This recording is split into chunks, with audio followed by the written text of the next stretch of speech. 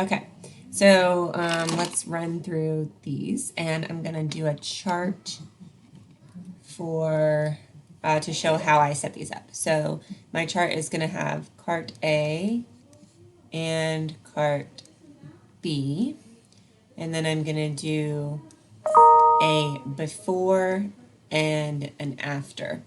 All right, so I'm going to have a mass and velocity for each of these things before and after. So it says a mass, cart A has a mass of 8, and it moves to the right at 4. And then it says it collides with cart B, has a mass of 8, and is standing still, so that's going to be 0. And then after, if cart B moves to the right after the collision with a velocity of 4, they both still have the mass of 8. That does not change.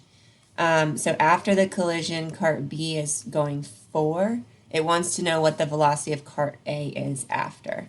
So I'm going to just write my formula.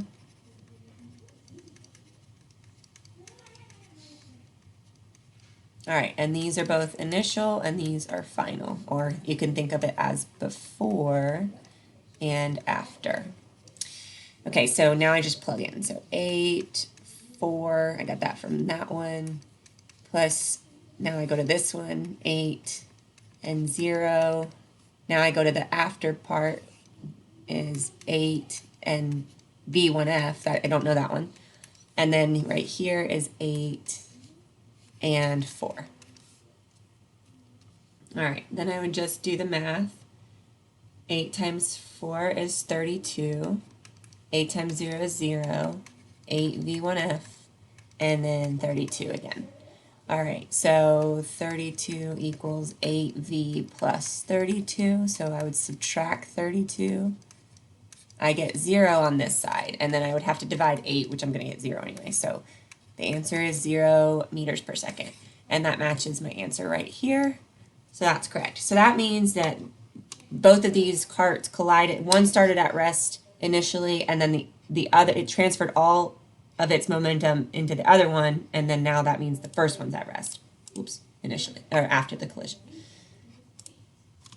All right, number 2, cart A with a mass of 3, so I'm going to do the same thing. Cart A, cart B.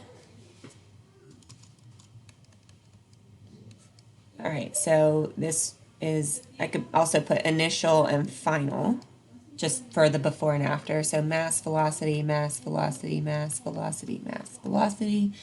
Okay, cart A has a mass of 3, moves to the right at 6. B has a mass of 2, moves to the left at 2. So this is going to be a negative 2 because it's going to the left. That tells me left. Remember that the mass doesn't change, so I'm just going to put a 3 and a 2. And then it says that after the collision, cart B moves to the right at 7.6. So this is going to be 7.6 here. What is the speed and the direction of the cart after the collision for cart A? So that's what we're looking for.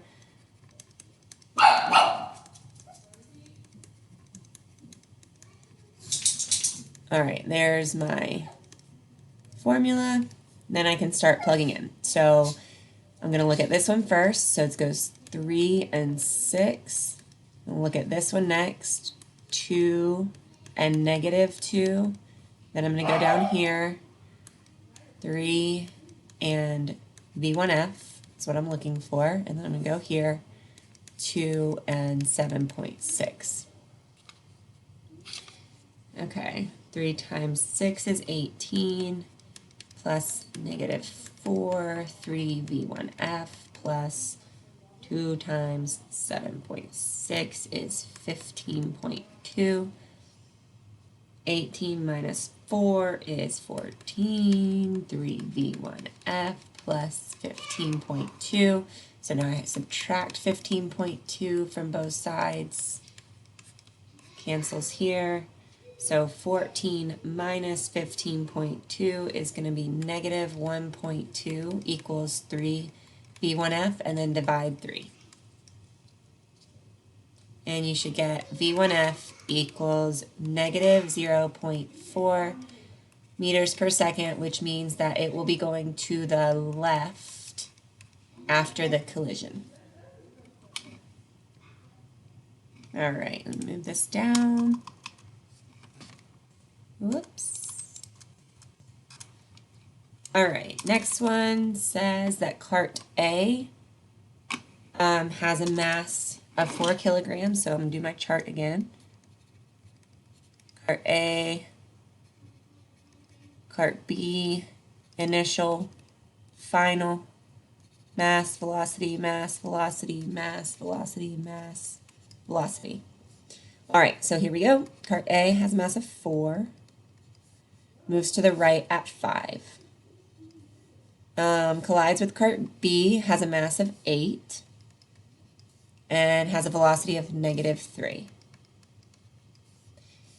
Okay, I'm going to carry down the masses for each one because that does not change.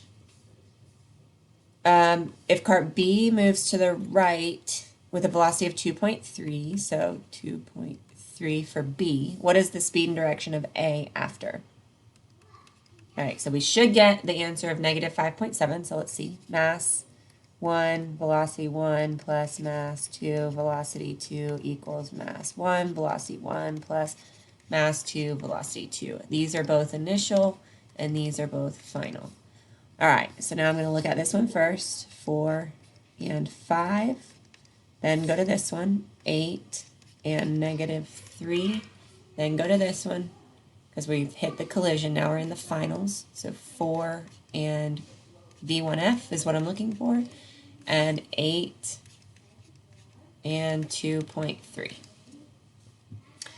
Okay, so 20 plus 8 times 3 is 24. Okay, that's a -24 equals 4 V1F plus 8 times 2.3 is 18.4.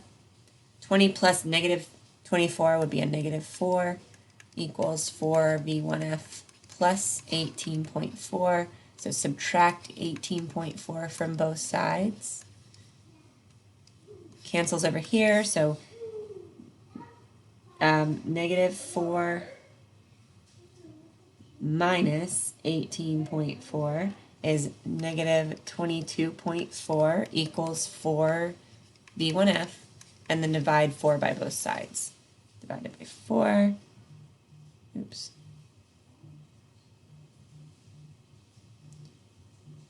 Oh, sorry. 22.4 divided by 4 is a -5.6, 5.7, rounding. That's okay. All right, so there's your answer. Okay, last one.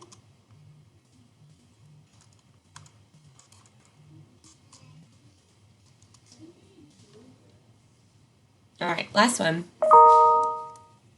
Cart A, cart B, we have initial and final, mass, velocity, mass, velocity, mass, velocity, mass, velocity. All right, cart A with a mass of 3, moves to the right at 7, collides with cart B with a mass of 2, is moving to the left at 3, -3. All right, I'm going to bring the masses down, 3 and 2, because those don't change. If cart A moves to the left after the collision with a velocity of 1, so this would be a -1 after, what is the velocity of cart B after? All right, so mass 1, velocity 1, m2 v2 equals m1 v1 plus m2 v2. These are both initial, and these are both final. All right, so this would, I'm going to look at this one first. So 3 and 7 plus this one, 2 and -3 equals, now we're down in the after the collision, so 3 and -1 plus here 2 and V2F. All right, 3 times 7 is 21 plus -6 equals -3 plus 2V2F.